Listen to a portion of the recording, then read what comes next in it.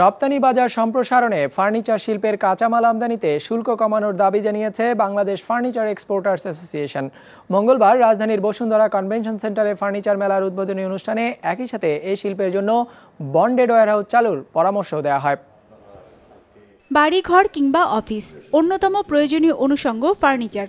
সেই ফার্নিচারে বৈচিত্র্যময় নকশা আর আধুনিকতার সমন্বয় এনেছে দেশীয় প্রতিষ্ঠানগুলো, যা এই শিল্পকে পরিণত করছে দিন দিন। তারই প্রমাণ মেলে ফার্নিচার মেলার এই আয়োজনে, যেখানে অংশ নিচ্ছে ফার্নিচার উৎপাদন ও বিপণনকারী ৪৭টি প্রতিষ্ঠান।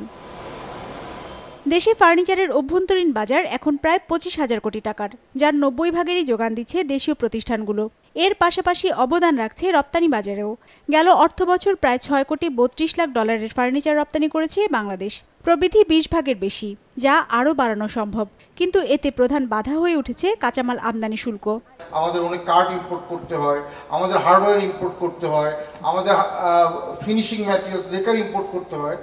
এগুলো সব বিশ্লেষণ করে দেখা গেছে আমাদের এই র মেটেরিয়ালসের উপরে অলমোস্ট 55% ডিউটি ট্যাক্স আছে, এবং আমরা এক্সপোর্ট করলে 15% ইনসেন্টিভ পাই, যেটা অ্যানালাইসিস করে দেখা গেছে আসলে এই 15% সরকার আমাদেরকে ইনসেন্টিভ দেওয়ার পরেও এটা অনেক ক্ষেত্রেই আমাদের জন্য সেটা কম্পিটিটিভ হওয়ার সুযোগ কম। এই সমস্যার সমাধানে ফার্নিচার শিল্পের জন্য বন্ডেড ওয়্যারহাউস সুবিধা চালুর দাবি এ খাতের উদ্যোক্তাদের।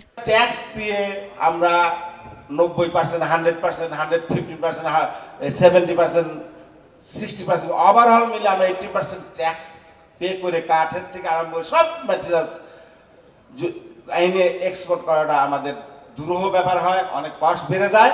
আরএমজিতে যদি বন্ডেড ওয়্যারহাউস সম্ভব, আমার বিশ্বাস যে ফার্নিচার শিল্প এবং লেদার শিল্প এবং ফ্রোজেন সি ফুড এই ধরনের অন্যান্য সেই স্ট্রেংথ সেক্টর আছে বাংলাদেশে, সেখানেও আপনার bonded warehouse back to back LC কেন সম্ভব না, এটা আমাদের প্রশ্ন এবং আমাদের বিশ্বাস যে এই ক্ষেত্রেও এই আরএনজির যে সুযোগ সুবিধাগুলো ফার্নিচার সেক্টরেও এটা করা সম্ভব।